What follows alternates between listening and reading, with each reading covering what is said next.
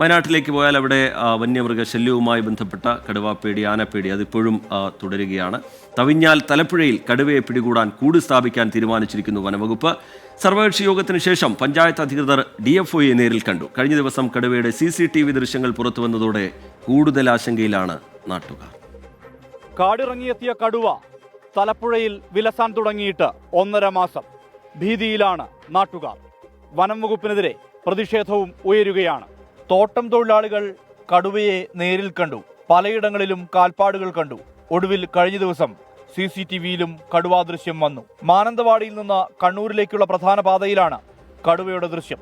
ഇന്നലെ വനംവകുപ്പ് ഉദ്യോഗസ്ഥരെ ജനപ്രതിനിധികളും നാട്ടുകാരും തടഞ്ഞുവെച്ചതോടെ കൂട് എത്തിച്ചു. കൂടുതൽ കൂടുകൾ സ്ഥാപിക്കണമെന്നും ക്യാമറ ട്രാപ്പുകളുടെ എണ്ണം കൂട്ടണമെന്നും പഞ്ചായത്ത് അധികൃതർ ആവശ്യപ്പെട്ടു. എത്രയും പെട്ടെന്ന് കൂട് ഇന്നലെ കൊണ്ടുവന്നു എന്ന് മാത്രമേ ഉള്ളൂ. അതിൻ്റെ ഉള്ളിൽ അതിൻ്റെ ഉരുവിനെ വെക്കുക, അത് പിടിക്കേണ്ട ഒരു ആ പ്രൊസീജിയറിലേക്ക് കടന്നിട്ടില്ല. അതിനവർക്ക് CCFന്റെ ഉത്തരവ് വേണ്ടതുകൊണ്ടാണ് അവരതിലേക്ക് പോകാത്ത. വനം വകുപ്പ് ഇവിടുത്തെ ഉദ്യോഗസ്ഥർ വളരെ സജീവമായി ഉണ്ടെങ്കിൽ പോലും അവരുടെ നിയമങ്ങളും ചട്ടങ്ങളും അവരെ അതിനെ പരിമിതിയിലേക്ക് പുറകോട്ട് വലിക്കുന്ന ഒരു സാഹചര്യമുണ്ട്. കാട്ടേരിക്കുന്ന് എന്ന പ്രദേശത്താണ് ആദ്യം കടുവയെ കണ്ടത്. കമ്പിപ്പാലം, എഞ്ചിനീയറിംഗ് കോളേജ് പരിസരം, പാൽ സൊസൈറ്റി പരിസരം, തലപ്പുഴ, ഗോദാവരി കോളനി മേഖലകളിലും പിന്നീട് കടുവാ സാന്നിധ്യം ഉണ്ടായി. ആശങ്ക ശക്തമായതോടെ തലപ്പുഴ എഞ്ചിനീയറിംഗ് കോളേജിൽ ഇന്ന് വിദ്യാർത്ഥികൾ പഠിപ്പ് മുടക്കി.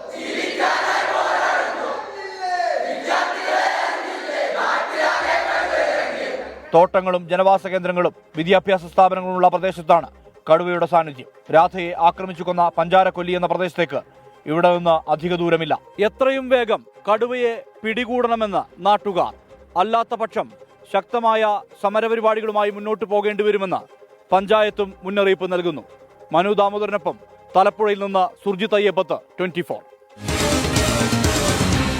പൊതുജനം കഴുതയല്ല സാർ. ഒരു നാട് മുഴുവൻ പേടിച്ച് ജീവിക്കാൻ തുടങ്ങിയിട്ട് കാലങ്ങൾ കുറേയായി. ജോലിക്ക് പോകാൻ കഴിയാത്ത അവസ്ഥ, കുട്ടികളെ സ്കൂളിൽ അയക്കാൻ കഴിയാത്ത അവസ്ഥ, അങ്ങനെ അവരുടെ ജീവിതം വലിയ അനിശ്ചിതത്വത്തിൽ നിൽക്കുകയാണ്. അതിനിടയിലാണ് ഈ കടുവയുടെ സാന്നിധ്യം സ്ഥിരീകരിക്കുന്നത്. കൂട് സ്ഥാപിക്കുന്നു വനംവകുപ്പ് എന്ന് പറയുന്നുണ്ടെങ്കിലും അവരുടെ ആശങ്ക പൂർണ്ണമായി ഒഴിയുന്നില്ല. വനംവകുപ്പിനെതിരെ ചില ഘട്ടങ്ങളിൽ അവർ വലിയ രീതിയിലുള്ള വിമർശനങ്ങളും ഉയർത്തുന്നത്, പ്രതിഷേധവും ഉയർത്തുന്നത് നമ്മൾ കാണുന്നുണ്ട്. വലിയ ആശങ്ക ആ പ്രദേശവാസികൾക്കുണ്ട്. അവർക്ക് പറയാനുള്ളത് എന്താണ് എന്ന് കേൾക്കാം ചില പ്രതികരണങ്ങൾ. Engineering college, government UP school, 860ഓളം കുട്ടികൾ പഠിക്കുന്ന government UP school, higher secondary school, 4 വാർഡുകൾ അതിര് പങ്കിടുന്ന തലപ്പുഴ ടൗണിൻ്റെ ആ പ്രാന്തപ്രദേശങ്ങളാണ് ഈ കടുവ നടമാടുന്നത്. അപ്പോൾ സത്യത്തിൽ വനം വകുപ്പ് കുറച്ചും കൂടിയും ഊർജ്ജസ്വലമായിട്ട് അതിനകത്ത് ഇടപെടണം. ഉന്നത വനം വകുപ്പ് ഉദ്യോഗസ്ഥർ സ്ഥലം സന്ദർശിച്ചുകൊണ്ട് കർശന നടപടിയും കാര്യങ്ങളിലേക്ക് കടക്കണം. അടിയന്തരമായി ഇതിനെ പിടികൂടുന്ന നടപടി. ഒരു കൂടാണ് വച്ചിരിക്കുന്നത്, ഒരു കൂടുകൊണ്ട് കാര്യമില്ല. ഇതിൻ്റെ വിവിധ പ്രദേശങ്ങളിൽ കാണുക, 1ൽ കൂടുതൽ കടുവകളുണ്ട് എന്നാണ് പറയുന്നത്. അപ്പോൾ കൂടുതൽ കൂടുകൾ സ്ഥാപിക്കണം, കൂടുതൽ ക്യാമറകൾ സ്ഥാപിക്കണം. ആളുകൾ എല്ലാവരും പാനിക്കാണ്. പക്ഷെ കൂടുതൽ ജാഗ്രത എന്ന് പറയുമ്പോൾ പോലും കടുവയെ അടിയന്തരമായി കൂടുവെച്ച് പിടിക്കാനുള്ള ഒരു ഏർപ്പാടാണ് ഉണ്ടാവേണ്ടത്. ഹോസ്റ്റലിൻ്റെ അടുത്താണ് ഇത്, CCTVയിലാണ് ഇത് കണ്ടത്, കടുവേൻ്റെ കാര്യം കണ്ടത്. അപ്പോൾ പാരൻസ് ആണെങ്കിലും കുറേ സ്റ്റുഡൻസിൻ്റെ പാരൻസ് നമ്മളെ വിളിച്ച് ചോദിക്കുന്നുണ്ട്. ഇപ്പോൾ കോളേജിലേക്ക് ഇന്ന് രാവിലെ തന്നെ നമുക്ക് കയറി വരാൻ തന്നെ ഭയങ്കര പേടിയോടെയാണ് നമ്മൾ കയറി വന്നത്. അപ്പോൾ ഇനിയുള്ള ദിവസങ്ങളിലാണെങ്കിലും നമ്മളിവിടെ സുരക്ഷിതരല്ല.